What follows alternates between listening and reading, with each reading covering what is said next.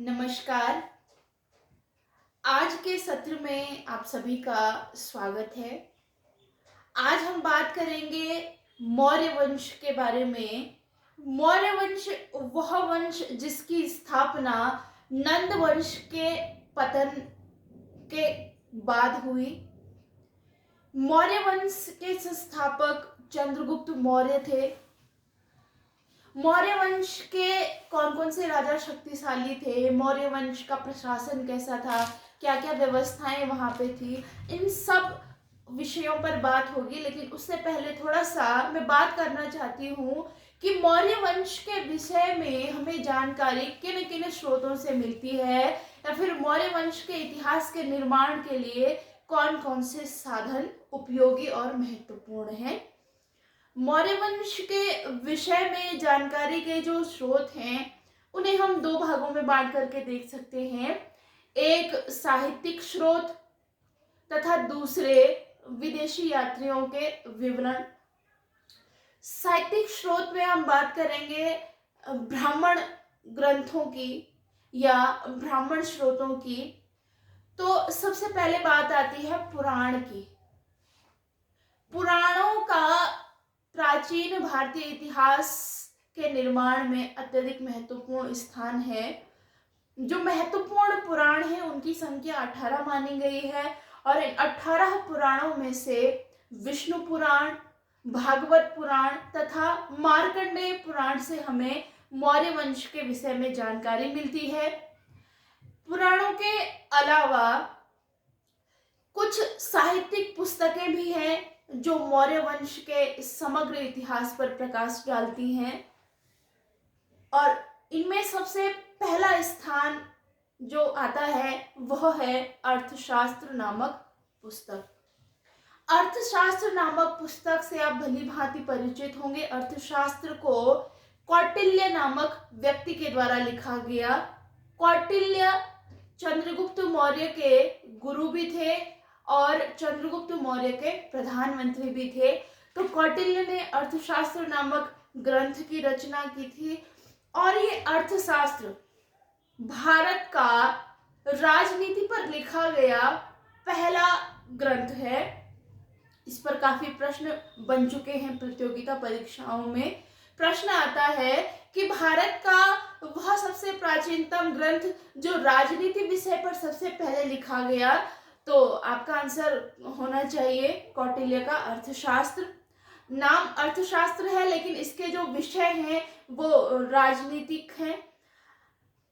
कौटिल्य के अर्थशास्त्र में मौर्यकालीन राजनीतिक व्यवस्था, राजा के क्या दायित्व होने चाहिए, प्रजा के क्या दायित्व होने चाहिए, राजत्व के नियम क्या क्या हैं, और राज्य का जो सप्तांग सिद्धांत है बहुत ही फेमस है, इसका वर्णन कौटिल्य ने अर्थशास्त्र में किया है।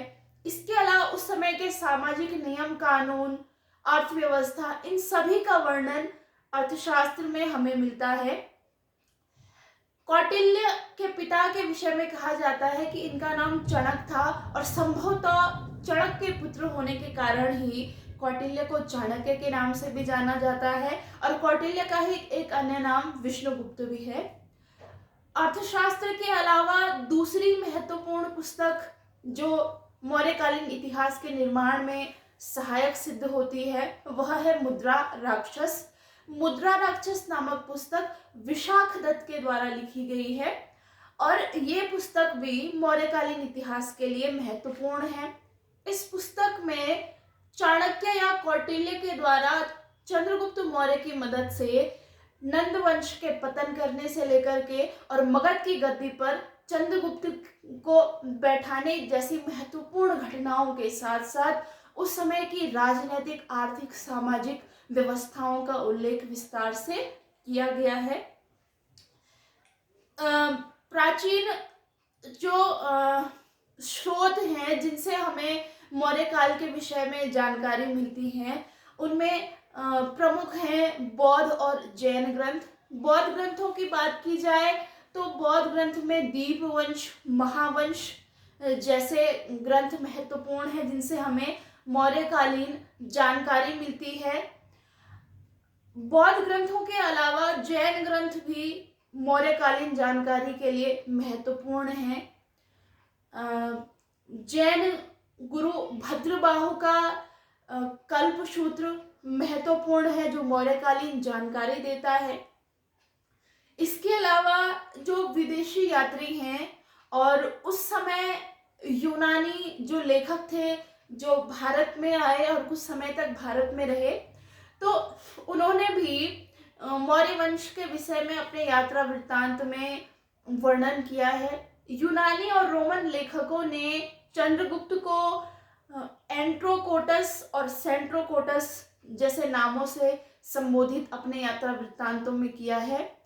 और विलियम जोन्स जो इतिहासकार हुए हैं, तो विलियम जोन्स पहले इतिहासकार थे जिन्होंने एंट्रोकोटस और सेंट्रोकोटस जैसे नामों की पहचान भारतीय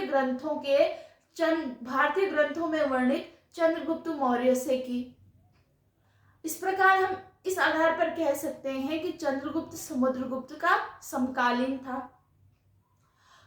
तो ये कुछ महत्वपूर्ण ग्रंथ थे जिनसे हमें मौर्य वंश के विषय में जानकारी मिलती है। इसके अलावा मौर्य वंश के विषय में हमें कुछ पुरातात्विक स्रोतों से भी जानकारी मिलती है, और इनमें सबसे ज्यादा महत्वपूर्ण है अशोक के शिलालेख।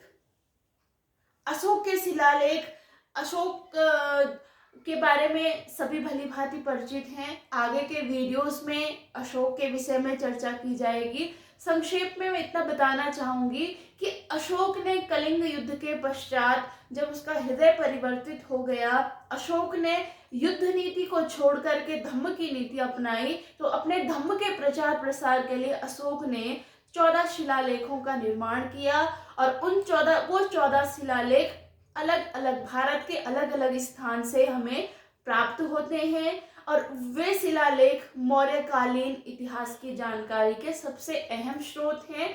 साहित्यिक स्रोत भी अहम होते हैं, विदेशी यात्रियों के यात्रा वृत्तांत भी प्रामाणिक हैं, लेकिन सबसे ज्यादा प्रामाणिक स्रोत अगर माना जाता है तो वो है पुरातात्विक स्रोत, क्योंकि वो हमें स्पष्ट दिखाई देते हैं।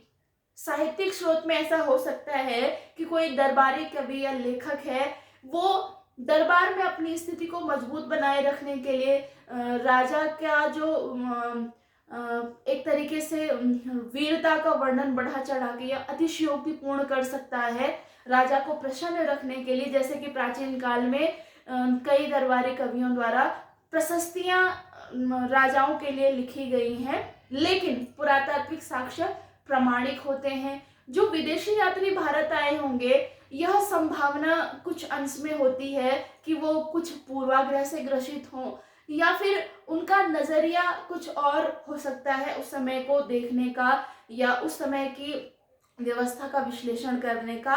तो उतने प्रामाणिक साहित्यिक और विदेशी यात्रियों के विवरण नहीं माने जाते हैं जितने प्रामाणिक पुरातात्विक साक्ष्य माने जाते हैं। तो आज के सत्र में इतना ही।